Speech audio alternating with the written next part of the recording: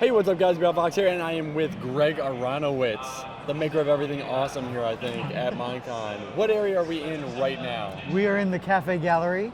So this year we're doing it a little different. We had last year the Museum of Mojang that kind of focused on different art pieces and creation pieces from all the various games. This year we're doing more of a little, you can grab a bite to eat and then kind of... You can't grab a sword though. Well, you can't grab a sword, no. But you can grab a hot dog and kind of check out some art. And so this is a collection of art that I've done for PAX, for the Victoria and Albert Museum in London, and for previous MINECONs. I remember that. And it's kind of like the very first MINECON, this was its own big exhibit, and now it's kind of like extra pieces around that they may catch an eye of, which is really cool. This is just a little eye candy while you're grabbing something to eat between the big things. Yeah. So this, would you say this is 2011? Was this MINECON, or like?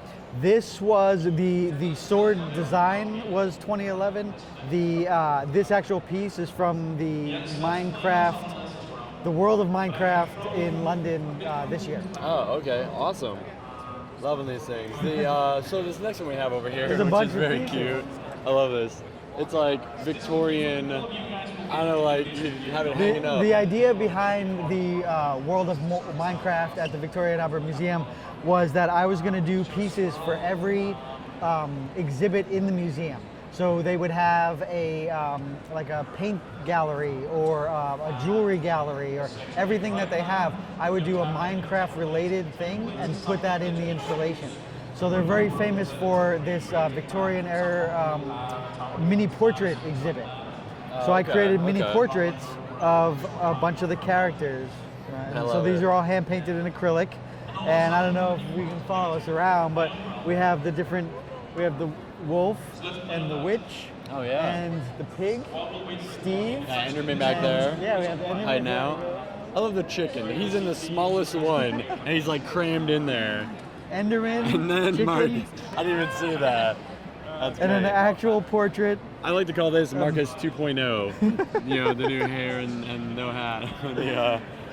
That's awesome. Now, did you have any inspiration when it came to doing the actual Mojang office? Because they kind of have like a theme of paintings and of each person. Yeah, well, they have a very kind of like, you know, 1920s smoking club kind of thing. So we were, you know, trying to install a lot of that. Yeah. We're also, if you want, this is the front of this one. We're also trying to do this experiment where, what would it be like if these things were real, but still keeping that kind of cubist look? Yeah. So if, you know, in 200 years from now, if they were to go back and find artifacts from the real world. You're wondering what the hell we were doing. And so it's like, you know, I love when you go to museums and you see like Indiana Jones's jacket at the Smithsonian or something. I'm like, well, I want to do that with Steve, but I wanted it so when, like, his clothes are still square, you know?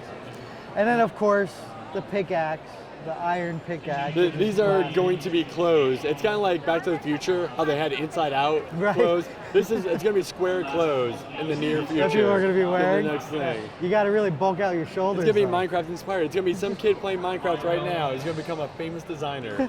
And that's what we're going to be wearing. And this is real wood and metal here too, so we have to keep that behind big glass.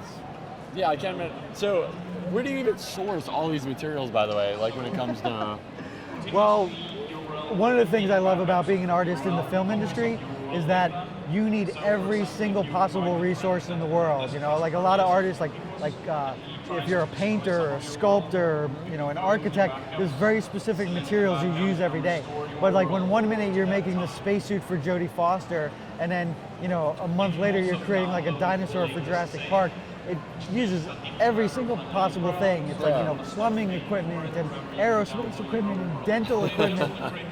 So you learn a lot of materials. And what I loved about the Victoria and Albert Museum thing was that I got to really kind of show the range of different styles of art that I could do. So this was something that I really don't do often, but this was some jewelry creation.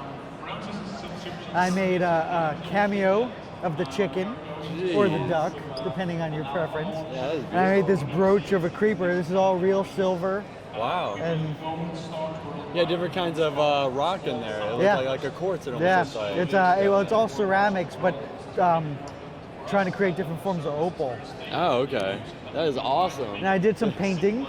Yeah, this is almost like a resume, essentially, when it comes to Greg, because he's been doing this, 20, 25 years? 25 years. Over from everything filmed, everything else now. Now it's like a big passion. It's like, here's my resume. I just happened to also pick this up It's recently. like the guys at Mojang are always like, well, what can you do? I'm like, I don't know. What will you let me do? So for the painting room, which they have these paintings that are like hundreds of years old and like really like, the definitive classic art, And I was like, well, I have to do some paintings that go in there. And I didn't want to do anything original. I was like, let me try to fuse Minecraft into the famous works of art. So this is obviously the American Gothic, but done with a villager and a creeper. Yeah. But I tried to keep the background very much in the style that it was done and add these characters. Most opposites attract right there. We'll just go walk around this wall. Oh yeah, you've got, oh, that is awesome.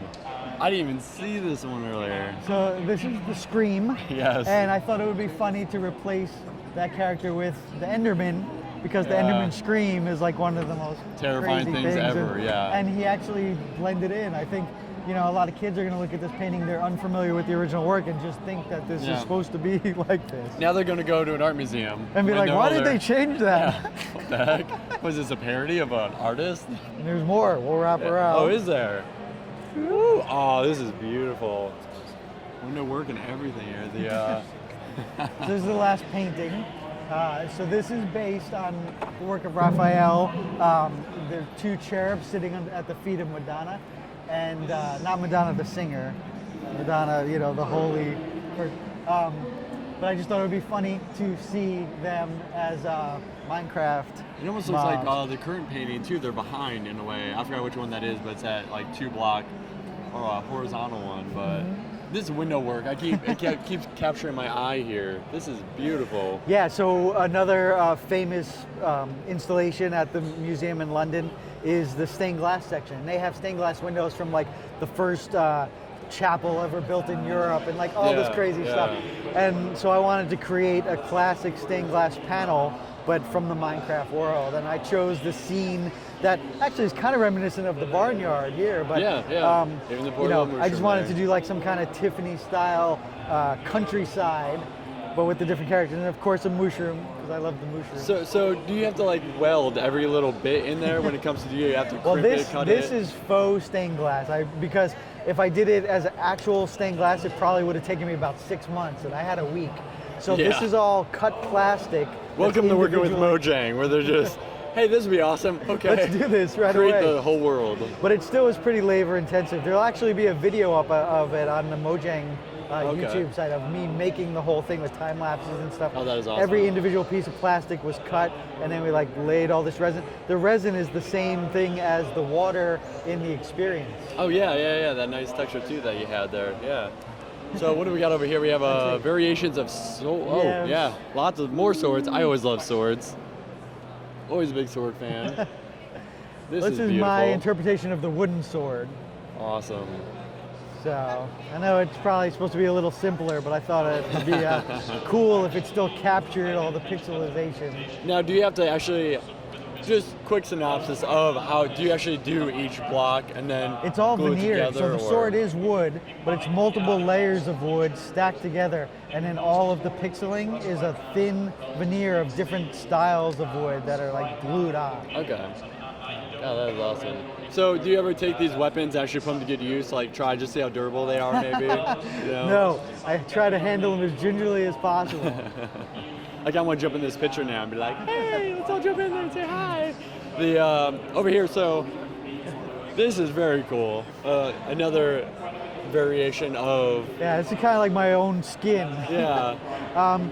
There was again, this is part of the V&A collection. There was the Japanese room that has this entire collection of the heritage of Japan that was donated by the Emperor of Japan to the museum. Oh, wow. And they asked me to do a piece in that, and I was like, oh, I want to do, what if the Minecraft sword was a katana?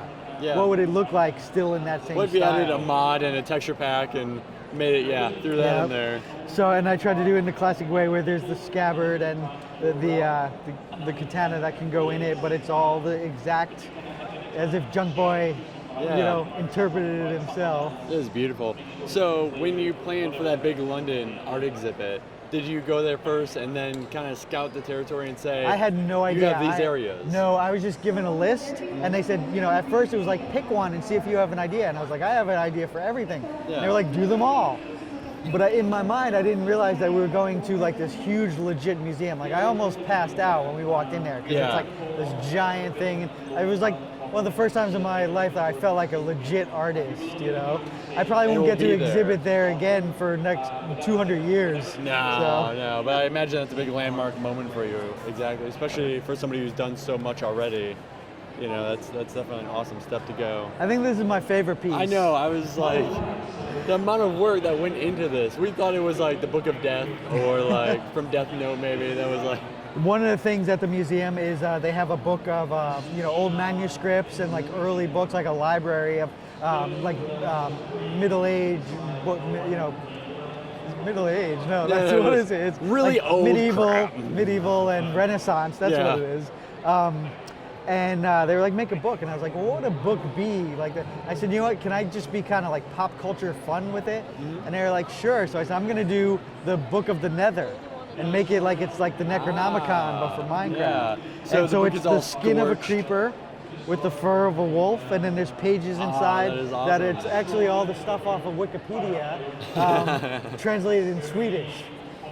And it's all written in there. Yeah, it's all written like in there. The bucket of how to make the nether, the obsidian blocks and everything in there. That is great. That is so awesome. I don't know how you haven't lost your voice yet because we're getting there. You can hear it crack. Yeah. You sounded like Peter Brady. Every MINECON.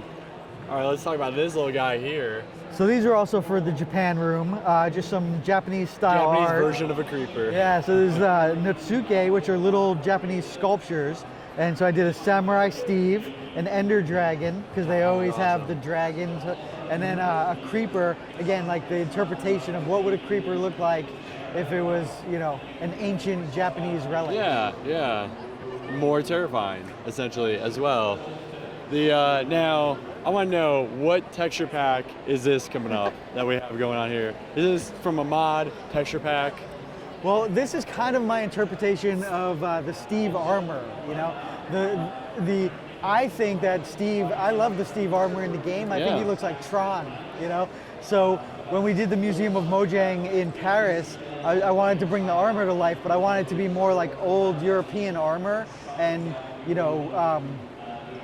like not the colorful armor that's in the game. This is more of kind of English knight. I love it version. because, you're right, because you have a lot of people that takes up for face value of what it looks like in the bright, vibrant colors, and you added that cool, like, raw, dirty look when it comes to it. I love it. I really love it. I wanted it to also not have a Steve in it. Like when you go to the museums and you see the armor standing there, there's no face. Oh, yeah. But with the original design, he's kind of open helmeted, and I thought it was too much empty space.